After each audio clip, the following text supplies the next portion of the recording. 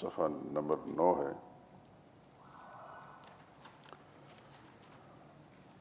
سورہ بقرہ پہلا پارہ۔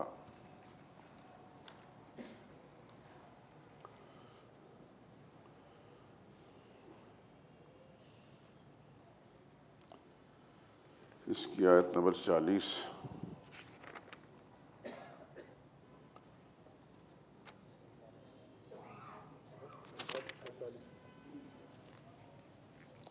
آج اسی پر اکتفا کریں جو میں کہہ رہا ہوں۔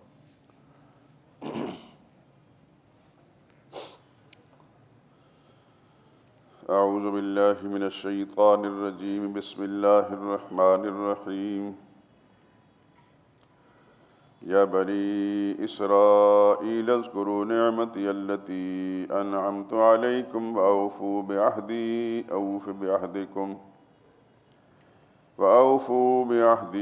اوف بعہدکم وإیای فارہبون۔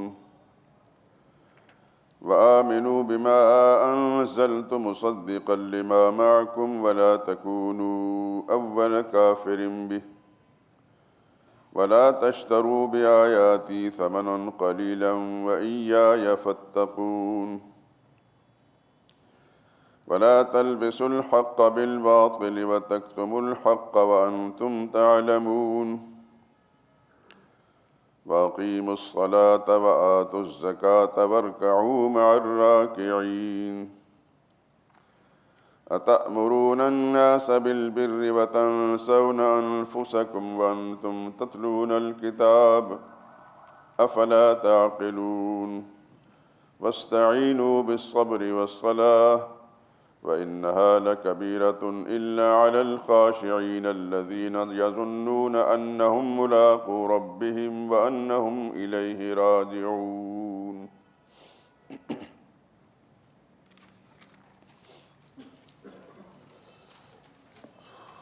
ان آیات کریمہ کا ترجمہ تو پہلے ایک دفعہ ہو چکا ہے تفسیر کے ضمن میں۔ میں نے دوبارہ اس لیے پڑھی ہیں کہ بعض چیزیں جو مجھے کھٹکی تھیں ان پر گفتگو نہیں ہوئی، اگرچہ مجھے خاور صاحب نے یاد دلایا، لیکن میں نے عرض کیا کہ آج اسی پر اکتفا کریں۔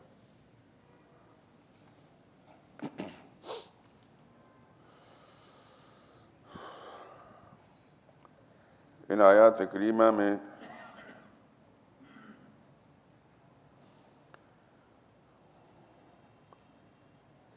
خطاب تو بنی اسرائیل کو ہے، لیکن اس ضمن میں 8 اوامر ہیں اور 4 نواہی۔ 8 باتوں کے کرنے کا حکم دیا ہے اور 4 سے روکا ہے۔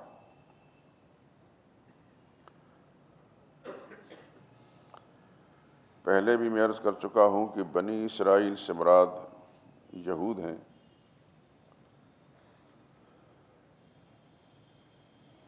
اسرائیل عبرانی زبان کا لفظ ہے اور یہ لقب ہے حضرت یعقوب علیہ السلام کا۔ بنی اسرائیل سے مراد یعقوب علیہ السلام کی اولاد ہے، اور یعقوب علیہ السلام کی اولاد میں یہ سارے یہودی یا عیسائی،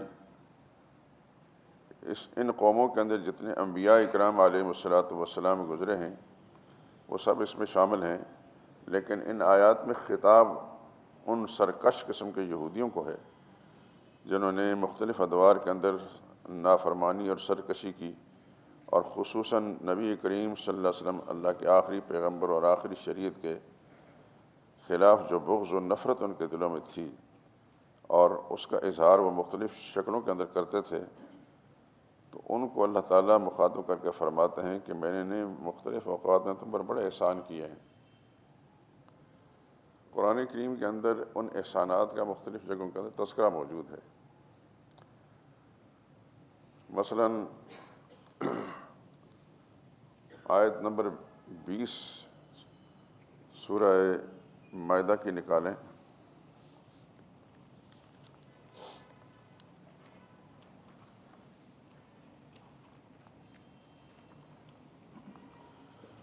یہ صفحہ ہے 142۔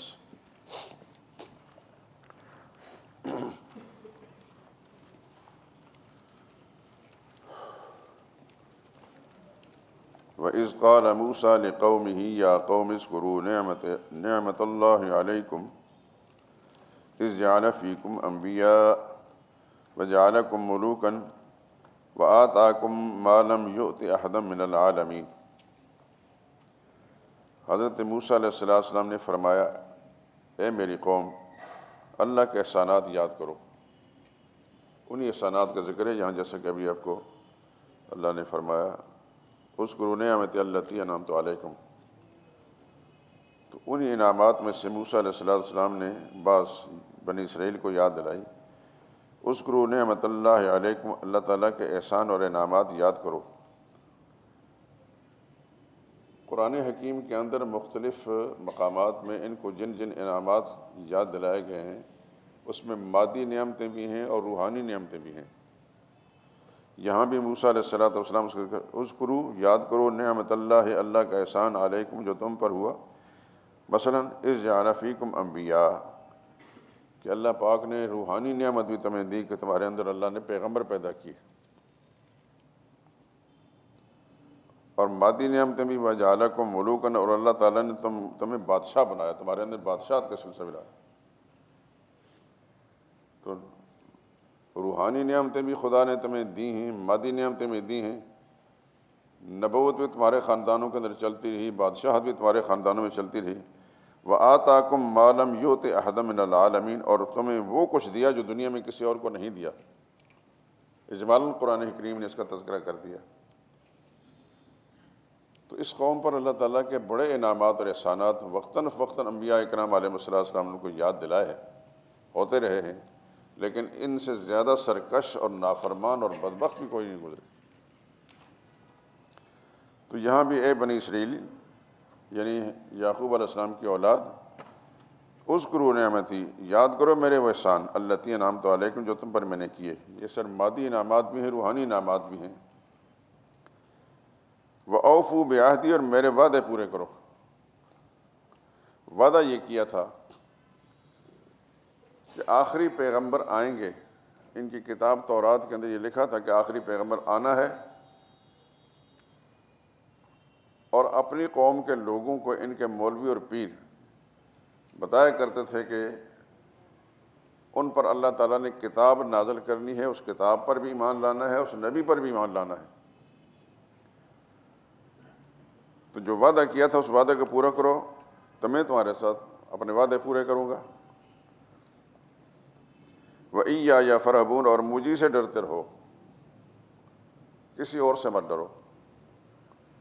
جب ہر قسم کے انعامات اور احسانات کرنے والی ذات میری ہی ہے، تو پھر ڈر اور خوف کسی اور کا کیوں؟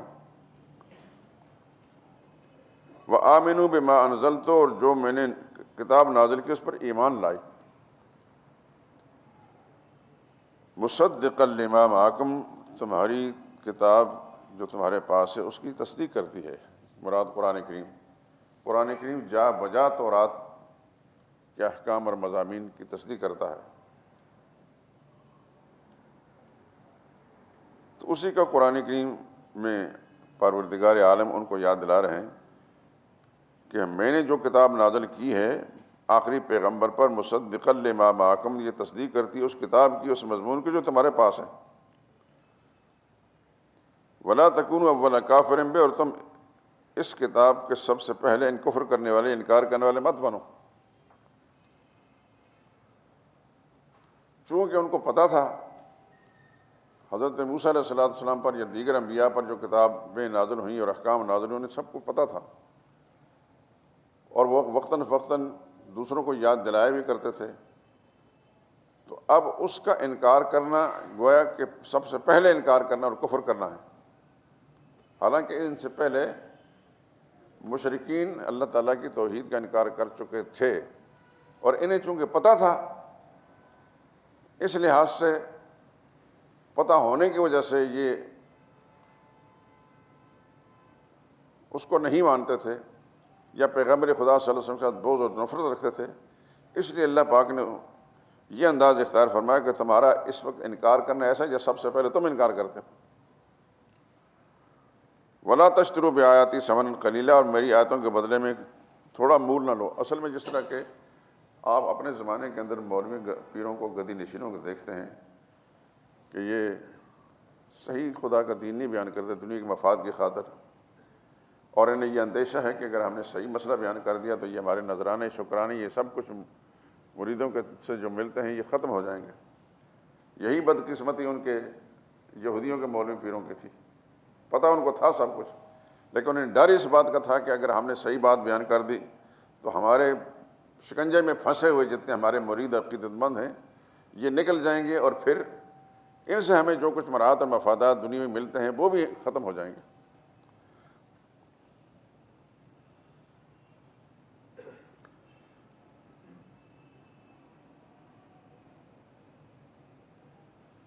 وَإِيَّايَ فَاتَّقُونِ، تم مجھے ہی سے ڈرو، کسی اور سے مت ڈرو۔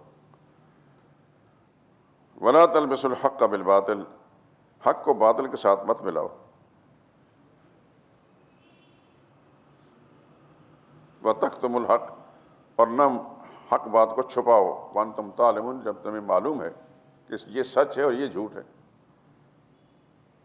لیکن اس کے باوجود تم وہی حرکتیں کرتے ہو جس سے تمہیں سابقہ انبیاء کرام علیہ السلام نے منع کیا، پھر تمہاری کتاب کے اندر بھی ان حرکتوں سے منع کیا گیا، پھر آخری پیغمبر صلی اللہ علیہ وسلم پر جو کتاب نازل ہوئی اس کے اندر بھی جس سے روکا گیا، خود پیغمبر نے جس چیز سے روکا، یہ لے تم باز نہیں آتے۔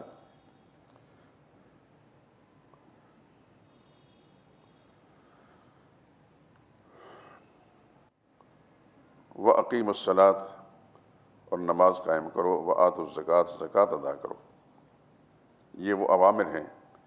وَارْکَعُوا مَعَ الرَّاکعِینَ، رکوع کرنے والوں کے ساتھ رکوع کرو۔ مراد عبادات، قرآن کریم جن لوگوں پر نازل ہوا، قرآن کریم میں جو اصول بیان فرمائے اس کے مطابق تم ان اصولوں کو اپناؤ، یعنی قرآن کو جب مانو گے تو پھر تم مسلمانوں میں، اہل ایمان میں شامل ہو جاؤ گے۔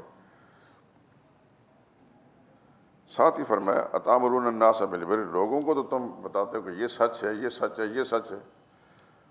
وَتَنْسَوْنَ أَنفُسَكُمْ، اور اپنے آپ کو چھپا لیتے ہو، اس پر خود عمل نہیں کرتے۔ اس زمانے میں آپ دیکھتے ہیں بہت سارے مولوی اور پیر گدی نشین اپنا وضع قطع اور اپنا سراپا اور حلیہ ایسے بنا رکھے ہوتے ہیں کہ یہ اس سے زیادہ مقدس مخلوق کوئی ہے نہیں۔ لوگ بھی کچھ اس طرح پھنسے ہوتے ہیں کہ ان کے پیچھے پیچھے گردن جھکا کر چل رہے ہوتے ہیں اور ان کے اشارے ابرو پر وہ زندگی گزارتے ہیں، لیکن ان کا حال ایسا ہے کہ جائز ناجائز، حق اور باطل، حلال حرام، ان کی کوئی تمیز نہیں ہوتی۔ بلکہ اس زمانے میں بہت سارے گدی نشین ایسے ہیں، اتنی بے شرمی کی حالت ہے، حلیہ ان کے بالکل خلاف شرع ہیں، داڑیاں ان کی نہیں ہیں، لیکن ایسے سے بدبخت لوگ جو پھنسے ہوئے سمجھے اللہ والے ہیں، ان کو حلال و حرام کا پتہ نہیں، بلکہ غیر محرم عورتیں جو ہیں وہ ان پاس بٹھا رکھی ہوتی ہیں، تنہائیوں میں ان کے ساتھ ملتے ہیں۔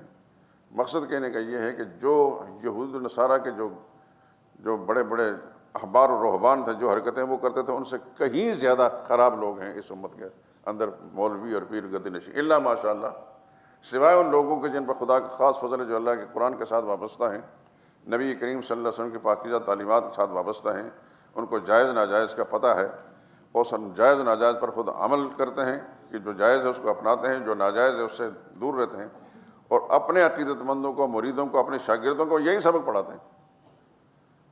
ایسے لوگ ہیں، ابھی ختم نہیں ہو گئے، لیکن یہ بھی آپ جانتے ہیں کہ آپ سوشل میڈیا پر جو کچھ دیکھتے ہیں، خدا کی قسم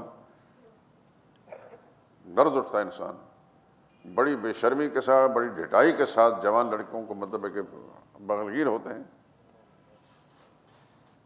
اور ان کے مرد، ان کے بڑے بھی کھڑے دیکھ رہے ہوتے ہیں اور سمجھتے ہیں کہ بہت بڑا تقدس مل گیا، ہماری بیوی کو، ہماری بیٹی کو، یا ہماری فلاں عزیزہ کو ہمارے پیر صاحب نے اپنے گلے لگا لیا، تو ساری روحانیت جو ہے اس کے وجود میں داخل کر دی، کیونکہ ابلیس ابھی زندہ ہے، شیطان مر تو نہیں گیا، اس نے وہ کام کرنا ہے۔ پچھلی آیات کے اندر شروع پڑھا ہے کہ آدم علیہ السلام کا دشمن، آدم علیہ السلام کو ملائکہ کرام نے سجدہ کیا، ابلیس نے نہیں کیا، اور اپنے آپ کو کہنے لگا نا خیر منہ، میں ان سب اس آدم سے بہتر ہوں کہ مجھے آگ سے بنایا گیا اور اس کو مٹی سے بنایا گیا۔ تو اس آدم نے جنت سے نکلتے ہوئے جب اس کو نکالا گیا تو اللہ تعالیٰ کی عزت اور عظمت کی قسم کھا کر یہ کہا تھا لَأُغْوِيَنَّهُمْ، ابلیس نے جب اس کو جنت سے نکالا گیا آدم علیہ السلام کا سجدہ نہ کرنے کی وجہ سے، اللہ کی نافرمانی کے سبب سے، تو اس نے اللہ کی عظمت کی قسم کھائی، فَبِعِزَّتِكَ، اے اللہ تیری عزت کی قسم، لَأُغْوِيَنَّهُمْ أَجْمَعِينَ، ان سب کو میں گمراہ کروں گا۔ ذرا نکال ہی لیں تاکہ وہ آیتیں آپ کے سامنے۔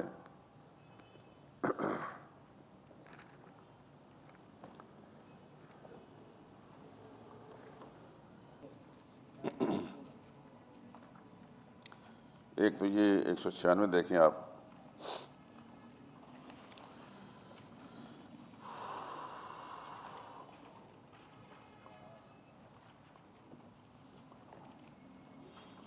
یہاں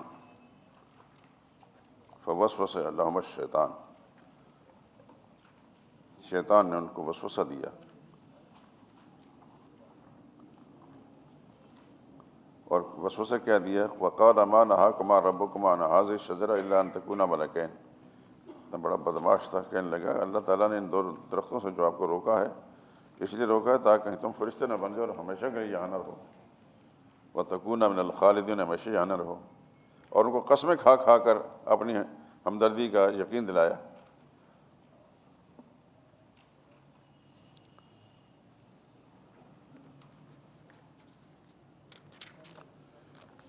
یہ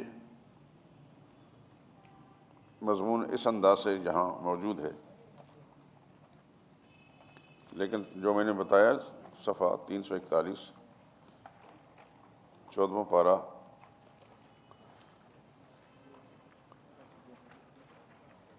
سورہ ہجر ہے،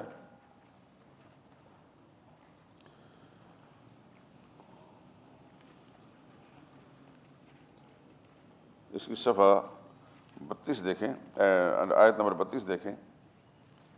قال یا ابلیس ما لک الا تکون مع الساجدین، اللہ نے پوچھا ابلیس تمہیں کیا ہوا کہ تم نے سجدہ نہیں کیا؟ قال لم اکن لاسجد لبشر، میں وہ نہیں ہوں کہ ایک بشر کو سجدہ کروں، اے اللہ تو نے اس کو مٹی سے بنایا اور میں تو دوسرے مقام میں ہے، خلقتنی من نار، مجھے آگ سے بنایا گیا ہے۔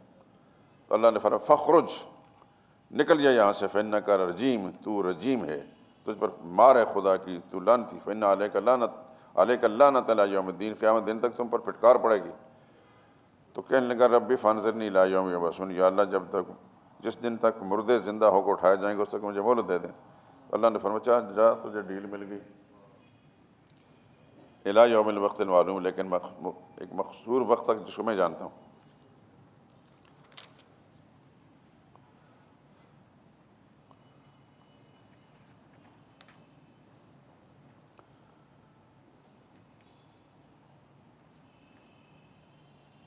تو یہ ملعون ابلیس موجود ہے، جب تک وہ موجود ہے آدم کی اولاد اس سے محفوظ نہیں۔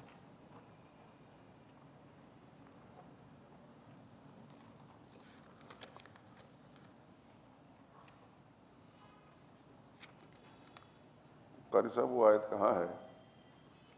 فَبِعِزَّتِكَ لَأُغْوِيَنَّهُمْ أَجْمَعِينَ،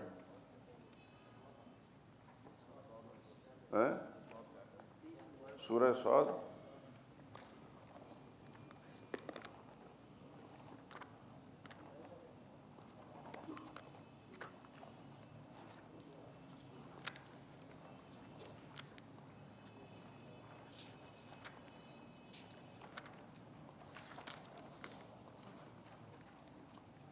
پانچ سو 93،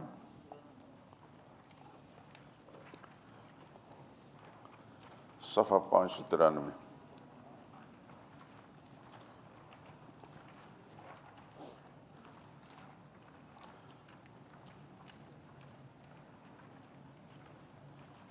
یہاں ذرا تفصیل ہے،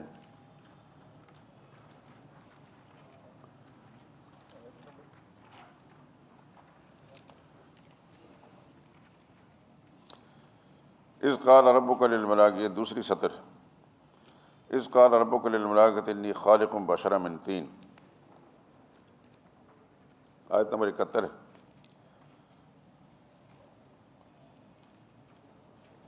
جب فرمایا تیرے رب نے فرشتوں سے کہ میں بنانے والا ہوں ایک انسان مٹی کا، فضا سویت، جب اس کو میں ٹھیک ٹھاک بنا چکوں، نفخت فیہ من روحی، اپنی روح اس میں ڈال لوں، فقعوا لہ ساجدین، سب اس کے سامنے سجدہ میں گر پڑو، فسجد الملائکۃ کلهم اجمعون، سب فرشتوں نے اکٹھے ہو کر سجدہ کیا، الا ابلیس، مگر ابلیس نے استکبر، تکبر کیا، غرور کیا، وکان من الکافرین، کافر میں سے تھا۔ اللہ نے فرمایا یا ابلیس ما منعک، ابلیس تمہیں کس نے منع کیا کہ تو سجدہ کرے جس کو میں نے اپنے قدرت کے ہاتھوں سے بنایا؟ استکبرت ام کنت من العالین، تو نے غرور کیا یا تو تھا ہی بڑا؟ قال انا خیر منہ، ملعون کہنے لگا میں اس سے بہتر ہوں، خلقتنی من نار و خلقتہ من طین، یا اللہ تو نے مجھے آگ سے بنایا اور اس کو مٹی سے بنایا۔ اللہ نے فرمایا فخرج منہا فانک رجیم، یہاں سے نکل جاتے ہوئے مردود ہے، وان علیک لعنتی الی یوم الدین، قیامت دن تک تم پر میری لعنت پڑے گی۔ کہنے لگا رب فانظرنی الی یوم یبعثون، اے اللہ مجھے ڈھیل دے دے جس دن تک مردے جی اٹھیں گے۔ قال فانک من المنظرین الی یوم الوقت المعلوم، اللہ نے فرمایا تجھے ڈھیل تو مل گئی لیکن اس وقت تک جو میں جانتا ہوں، یعنی تم موت سے نہیں بچ سکے گا۔ قال فبعزتک، یہ جملہ یہ میں نے سننا چاہتا ہوں، کہنے لگا اے اللہ تیری عزت کی قسم، لأغوینہم اجمعین، آدم کو اور اس کی نسب کو میں گمراہ کروں گا، الا عبادک من المخلصین، تیرے خالص بندے جو ہیں وہ تو بچ جائیں گے، لیکن اکثر اس کی آدم کی اولاد کو میں گمراہ کر چھوڑی، میری زندگی مشن یہ ہے۔ اور آپ دیکھ رہے ہیں، اللہ اکبر اللہ اکبر، اس قدر گراوٹ ہے ہمارے اندر، اتنے گر چکے ہیں ہم مسلمان کہلانے والے کہ پاکستان بنایا تھا اسلام کے لیے، اس پاکستان میں اسلام کہاں کہاں ہے؟ کیا ہمارے تعلیمی اداروں کے اندر جو بچے پڑھتے ہیں ان کو بتایا جاتا کہ مسلمان ہو تو مسلمان کسے کہتے ہیں؟ اسلامی عقائد کی کچھ ان کو شدھ بدھ ہے؟ ان کو کچھ پتہ ہے کہ خدا کے پیغمبر جو ہیں کون کون ہیں؟ کم از کم جو قرآن کریم کے اندر نبیوں کا نام ہے وہی بتا دیں۔ 25 نبیوں کے سے زیادہ قرآن میں انبیاء کا نام نہیں ہے، چلو 2-4 کا نام بتا دو دیں۔ نبی کا کیا مطلب ہوتا ہے؟ نبی کیوں آتے ہیں؟ کیا کیا کرتے رہے؟ کچھ بھی پتہ نہیں۔ میں تو چونکہ تعلیمی اداروں میں سے کچھ وقت گزار چکا ہوں، میں نام نہیں لیتا، توہین نہیں کرنا مقصود میرا، لیکن جو بڑے بڑے S S T teacher, S S T, ان کو کچھ پتہ نہیں ہوتا تھا۔ ایک کلاس کا میں تھوڑا سا اجمالاً ذکر کرتا تھا، اسکول کا نام نہیں بتاتا، آپ کے ذہنوں کے اندر اس کا ایک بڑا تصور ہے۔ پاکستان کا سب سے بڑا اسکول، 150 سال گزر چکے ہیں اس کی 10ویں جماعت کی پہلی، یعنی اس پہلے سیکشن، 14 سیکشن اس اسکول کے اندر کلاسوں کے، اور کوئی سیکشن ایسا نہیں تھا جس میں 100 سے 110 112 بچوں سے کم ہو کوئی، وہ ماڈل کلاس شمار ہوتی تھی۔ اور اس کے جو انچارج تھے وہ ہمارے دوست تھے، فوت ہو گئے، خدا بخشے ان کو، مجھے کہا کرتے تھے کہ صبح کے وقت آپ کی کلاس نہیں ہوتی؟ میں نے کہا نہیں ہوتی۔ کہتے ہیں ہمارے بچوں کو کچھ نصیحت کر لیا کریں۔ میں نے کہا ٹھیک ہے۔ میں ایک دفعہ کی بات کرتا ہوں، میں گیا تو بچے صاف ستھری کلاس، بچے بھی نیٹ اینڈ کلین، اٹھ کر کھڑے ہو گئے، بیٹھے۔ میں نے بچوں سے یہ کہا کہ ماشاءاللہ تم بڑے باادب بچے ہو، نماز پڑھی ہے؟ سب نے ہاتھ کھڑے کیے، ہاں جی نماز ہم نے پڑھی ہے۔ میں خوش ہو گیا، یقیناً جھوٹ نہیں بولتے ہوں گے، باجماعت پڑھی ہے؟ یہ باجماعت پڑھی ہے، یہ اور خوشی کی بات تھی۔ پھر میں نے ان سے پوچھا کہ یہ بتائیں کہ نماز کے لیے طہارت ضروری ہے کہ نہیں؟ ہاں۔ میں نے کہا وضو؟ کہتے وضو ہے۔ میں نے کہا وضو کے کتنے فرض ہیں؟ ایک آسان سی بات ہے، یہ کوئی مشکل کام نہیں۔ تو پوری کلاس میں سے ایک بچہ، وہ بھی لرزتے لرزتے اٹھا، تو اس نے کہا جی 3 فرض ہیں۔ میں نے کہا چلو چوتھا بھول گیا ہوگا، کون کون سے ہیں؟ پانی پہلا فرض ہے، صابن دوسرا فرض ہے، تولیہ تیسرا فرض ہے۔ اس بات کو بھی غالباً 20 سال سے زیادہ ہو چکا ہے، کیونکہ میں چھوڑ چکا ہوں وہ جس جگہ میں جایا کرتا تھا۔ کسی کی توہین مقصود نہیں میرے دوستو، دکھ ہے اس بات کا کہ اس ملک کے اندر پہلے دن سے جو حکمران بن کے آئے تھے ان کو خدا کے دین کا کچھ پتہ نہیں تھا۔ چل سو چل وہاں سے پھر آگے جو نسل چلی ہے 70 سال سے زیادہ ہو چکے ہیں، ان کو کیا پتہ؟ اللہ ماشاء اللہ، بڑا ہی خوش نصیب ہے کوئی بچہ جس کو ماں باپ نے کچھ سکھایا ہے، یا بڑا خوش نصیب ہے وہ بچہ جس کا کوئی استاد ایسا ہے جس نے اس کو کچھ سکھایا ہے، ورنہ کوئی حال بھی نہیں میرے دوستو۔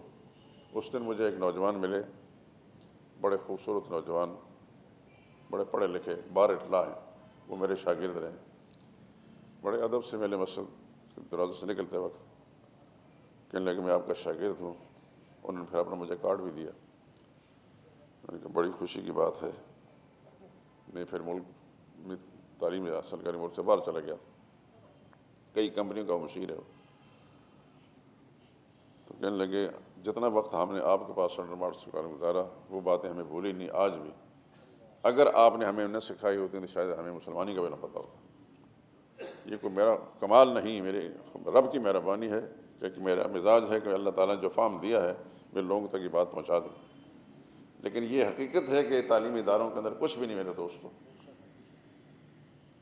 شروع کے اندر پاکستان کے جو تعلیمی ادارے ہو سکتا ہے کہ اچھے استاد ہوں، یا علی گڑھ سے جو پڑھ کر آئے ہیں وہ لوگ بہرحال قابل باصلاحیت لوگ تھے، لیکن اب جو تعلیم ہے کچھ بھی نہیں۔ یہ لمحہ فکریہ ہے، اس واسطے میں وقتاً فوقتاً یاد دلایا کرتا ہوں کہ اپنے بچوں کو، ہر ماں باپ کی خواہش ہوتی ہے کہ میرا بچہ لائق ہو اور قابل بن کر آگے زندگی کے میدانوں کے اندر کوئی ایسا کام کرے کہ اس کو بھی فائدہ پہنچے، مجھے بھی فائدہ ہو۔ اچھی سوچ ہے، لیکن کم از کم یہ بھی تو سوچ لیا کریں کہ یہ خدا اور رسول کے بارے میں کچھ جانتا ہے۔ مرنا ہم سب نے ہے، کیا میری موت آئی تو میرا جنازہ پڑھنے کے لیے عام مسلمان جو ہوں گے تو میرا بیٹا بھی جنازہ پڑھے گا؟ اس کو جنازہ پڑھنا آتا ہے؟ ہمارے عوام الناس کی اکثریت کو یہ پتہ نہیں جنازہ کے فرائض کیا ہے۔ میں بتا دیتا ہوں، 4 تکبیریں جو ہیں نا یہ فرض ہیں۔ تکبیروں کے درمیان جو آپ ثنا پڑھتے ہیں یا درود پاک پڑھتے ہیں یا دعا پڑھتے ہیں یہ سنت ہیں۔ اگر کوئی شخص جنازہ کے اندر شامل ہو گیا تکبیر کہہ کر، اس نے ثنا بھی نہیں پڑھی، درود پاک بھی نہیں پڑھا، بعد میں دعا بھی نہیں پڑھی، تکبیریں ساری پڑھ لی ہیں اور جنازہ صحیح، کس بات کا میں رونا رہا میرے دوست؟ یہود نصارہ نے جو کچھ کیا ہے وہ تو کرتے رہے، لیکن وہ تو آج تک کر رہے ہیں ہمارے ساتھ، لیکن خود ہم نے اپنے ساتھ کیا کیا ہے، جن کو ہم اپنے بڑے قائد اور رہنما اور فلاں یہ ہمارے لیڈر ہیں، اور ان لیڈروں نے کیا کیا ہے ان لیڈروں کو خود پتہ بھی نہیں۔ آپ کو یاد ہوگا، اور یہ ایسی چیزیں نہیں بھولتی ہیں آدمی کو، وفاقی کابینہ کا اجلاس ہو رہا ہے، وزراء صاحبان بیٹھے ہیں، تو اجلاس سے پہلے کسی ایک کو کہا کہ ذرا تلاوت کر لے، تلاوت اس نے کی، سورہ اخلاص نہیں پڑھ سکا۔ اس سے زیادہ بھی آسان صورت ہے قرآن کریم میں؟ مجھے اچھی طرح یاد ہے، میں چھوٹا سا تھا، ہمارا تو گھر چونکہ دینی گھرانہ تھا، اس واسطے یہ ساری چیزیں ہمارے لیے آسان تھیں، لیکن میں نے دیکھا کہ صاف ان پڑھ لوگ جن نے سکول کی دیوار بھی نہیں دیکھی وہ بھی سورہ اخلاص صحیح پڑھتے تھے، نماز تو پڑھتے تھے۔ وفاقی کابینہ میں پڑھے لکھے پاکستان شریف کے جو وزراء ہیں وہ سورہ اخلاص نہیں پڑھ سکے۔ پھر ایک پارٹی کے بعد دوسری پارٹی آئی، اس کا وزیر بھی اخلاص نہیں پڑھ سکا، سورہ اخلاص نہیں پڑھا۔ اس کے بعد تیسری پارٹی ہے، اس کا وزیر بھی سورہ اخلاص نہیں پڑھ سکا۔ یہ بہت بڑا المیہ ہے میرے دوستو۔ خدا سے ہمیں اپنے گناہوں کی معافی مانگنی چاہیے کہ یا اللہ ہم اپنے گناہوں کے سبب سے کس مصیبت پھنسے ہیں، ہم پر کیسے لوگ مسلط ہیں۔ بات یہودیوں کی ہو رہی تھی، یہودی تو ازلی دشمن ہے مسلمان کا، لیکن مسلمان نے خود کیا کام کیا؟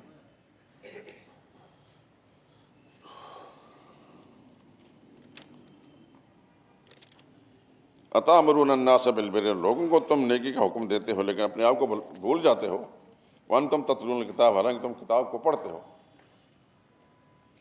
افلا تعقلون، تمہیں عقل نہیں؟ واستعینوا بالصبر والصلاۃ، اللہ کی مدد مانگو صبر کے ساتھ، مصیبت آئے تو صبر بھی کرو لیکن ساتھ نماز بھی، نماز حاجت۔ وَإِنَّهَا لَكَبِيرَةٌ، یہ کام بڑا مشکل ہے لیکن اللہ کے سامنے عاجزی کرنے والوں کے لیے کوئی مشکل نہیں۔ الَّذِينَ يَظُنُّونَ أَنَّهُم مُّلَاقُو رَبِّهِمْ، جن کا خیال ہے کہ وہ اپنے رب کے روبرو جانے والے ہیں، تو ان کے لیے کوئی مشکل بھی نہیں۔ وَأَنَّهُمْ إِلَيْهِ رَاجِعُونَ، اور جنہیں یہ اس بات کی یقین ہے کہ خدا کی طرف لوٹ کر انہوں نے جانا ہے، تو ان کے لیے کوئی مشکل بھی نہیں۔ لیکن یہ بات جس کے ذہن میں ہوگی تو ہوگی، جس کے ذہن میں ہے ہی نہیں اس نے کیا کرنا ہے؟ میں آپ حضرات سے ہاتھ جوڑ کے درخواست کرتا ہوں کہ اپنے بچوں کو وقتاً فوقتاً ٹٹولیں۔ آپ تو ان کو بہت صاف ستھرا لباس پہنا کر، بستے ان کو پکڑا کر، ایک ڈھیر کتابوں کا ہوتا ہے، ان کتابوں کو بھی کھول کر دیکھ لیا کریں ان کیا ہے۔ میرا ذاتی تجربہ یہ ہے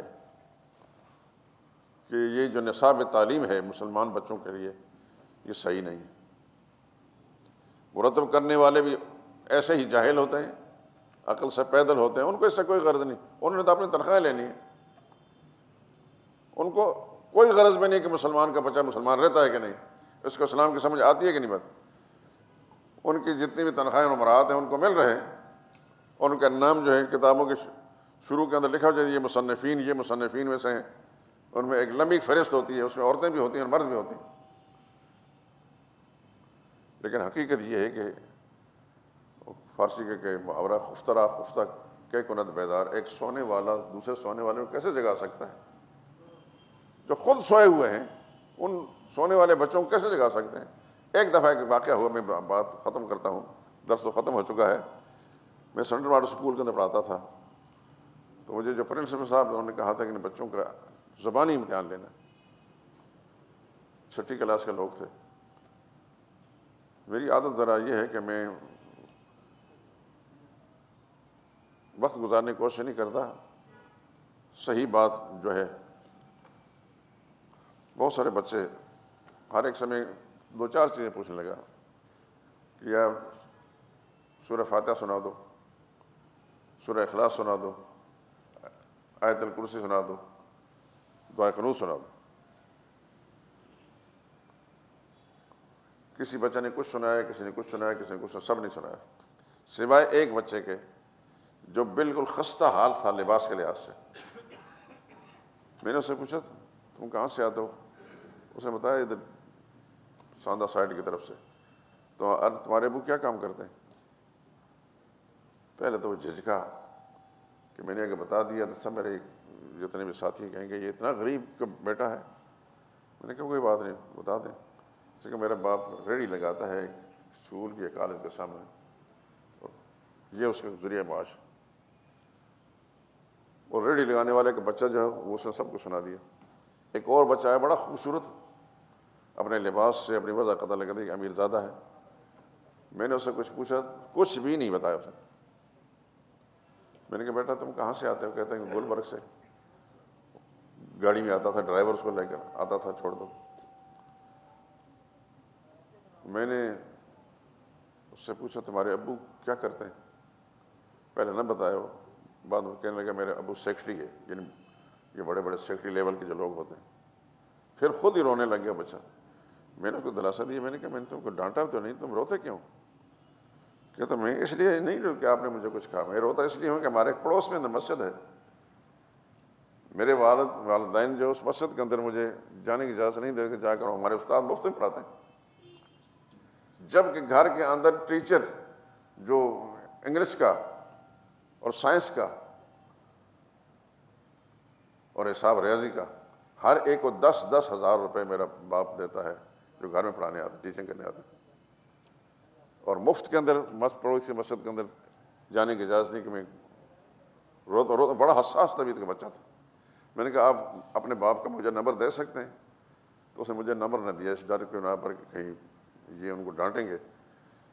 میں نے ڈانٹا کیا تھا، میں اس کو سمجھانا تھا خدا کے بندے مرنا ہے بالآخر تم نے، یہ سیکرٹری یہ سب ختم ہو جائیں گے، خدا کے سامنے جا کر ایک جیسا کفن پہننا ہے، کسی کے کفن میں جیب نہیں ہوگا،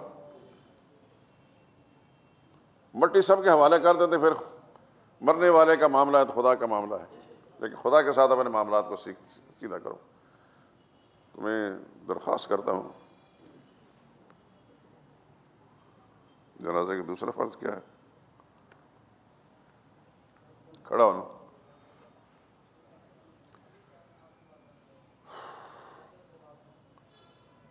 اللہ سے دعا کریں کہ اللہ تعالیٰ ہماری ان خامیوں کی اصلاح فرما دے۔